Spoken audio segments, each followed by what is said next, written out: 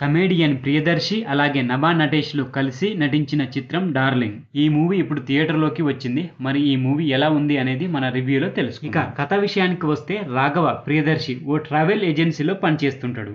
మరి రాఘవకు ఒక అందమైన అమ్మాయిని పెళ్లి చేసుకుని ఆమెతో కలిసి ప్యారిస్ కు హనీమూన్ కు వెళ్లాలన్నది అతని డ్రీమ్.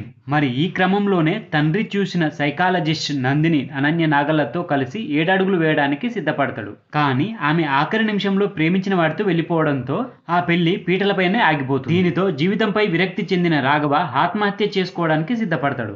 మరి సరిగ్గా అదే సమయంలో ఆనంది నభా నటేష్ అతని జీవితంలోకి ప్రవేశిస్తుంది. ఆమె పరిచయమైన కొద్ది గంటల్లోనే రాఘవ ప్రపోజ్ చేయడం, ఆ వెంటనే పెళ్లి చేసుకోవడం చకచక జరిగిపోతాయి. కాకపోతే తొలి రాత్రి రోజే ఆనంది చేతులు చావు దెబ్బలు తింటాడు రాఘవ.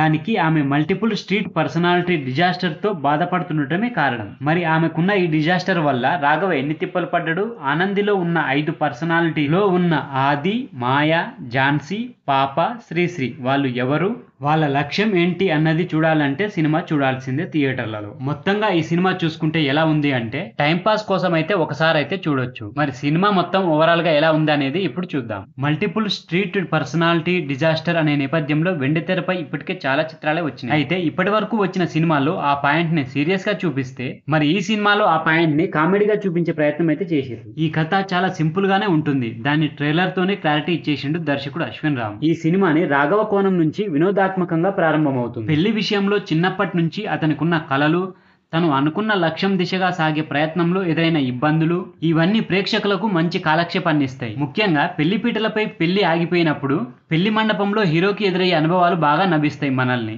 జీవితంపై విరక్తి చెంది రాఘవ ఆత్మహత్యకు సిద్ధపడడం, అదే సమయంలో అనుకోకుండా ఆనంది తన జీవితంలోకి రావడం, ఇద్దరు పెళ్లి చేసుకున్నప్పటి నుంచి కథలో వేగంతో పాటు నవ్వుల సందడి కూడా పెరుగుతుంది. ఆనందికి ఉన్న సమస్య వల్ల రాఘవకు ఎదురయ్యే ఇబ్బందులు ఓవైపు నవ్విస్తూనే మరోవైపు అయితే థ్రిల్ కు గురి చేస్తాయి మనల్ని. ఒక మంచి ట్విస్ట్ తో అయితే ఫస్ట్ హాఫ్ ముగుస్తుంది. సెకండ్ స్టార్ట్ అవడంతోనే మంచి ఆసక్తికరంగానే మొదలైతుంది. ఇక ఇక్కడి నుంచెల్లే కథ కొంచెం డౌన్ ఫాల్ అయినట్టు మనకు అనిపిస్తుంది. ఆనంది గతాన్ని బలంగా చూపించలేకపోయిండు దర్శకుడు. అలాగే కథంతా ఒక దగ్గరే తిరుగుతున్నట్టు అనిపిస్తుంది మనకు ప్రేక్షకులకి. మరి కథంతా ఒక దగ్గర తిరుగుతున్నప్పుడు మనకు బోరింగ్ కూడా ఫీల్ అవుతుంది. అలాగే క్లైమాక్స్ కూడా ఇంకొంచెం బాగా తీసుంటే బాగుండు అనిపిస్తుంది మనకు. క్లైమాక్స్ లో కొంచెం కన్ఫ్యూజ్ అయినట్లు అనిపిస్తుంది ప్రేక్షకులకి. ఈ క్లైమాక్స్ ని కన్ఫ్యూజన్ లేకుండా ఇంకొంచెం బాగా తీసుంటే ప్రేక్షకులు హ్యాపీగా ఫీల్ అయ్యేవారు. మరి ఓవరాల్ గా ఈ విశ్లేషణ చూసుకుంటే జస్ట్ ఓకే అనిపిస్తుంది సినిమా అయితే. ప్రియదర్శి గారి కామెడీ కోసం అయితే ఒకసారి అయితే తప్పకుండా చూడొచ్చు. ఇక నటీ నటుల విషయానికి వస్తే రాఘవ పాత్రలో ప్రియదర్శి అయితే బాగానే నటించాడు. తన కామెడీ టైమింగ్ తో అయితే అందరినీ నవ్విస్తాడు. ఇక నభా నటేష్ అయితే 7 భిన్నమైన కోణాలున్న పాత్రలో కనిపించింది. మరి ఆ పాత్రలోని వేరియేషన్స్ తనదైన నటనతో చక్కగా చూపించింది. ఆమెకు ప్రియదర్శికి మధ్య వచ్చే సన్నివేశాలు మంచిగానే వర్కౌట్ అయినాయి. అలాగే వివేక్ సాగర్ గారి సంగీతం అయితే ఈ సినిమాకి ప్రధాన బలమనే చెప్పాలి.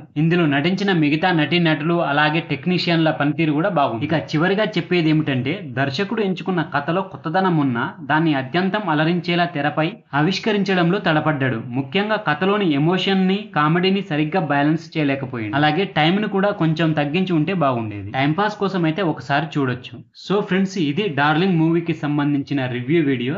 ఈ వీడియో కనుక మీకు నచ్చినట్లయితే నా ఛానల్ని తప్పకుండా సబ్స్క్రైబ్ చేసుకోండి. మళ్ళీ ఒక మంచి వీడియోతో మీ ముందుకు వస్తా. అంతవరకు బాయ్ ఫ్రెండ్స్.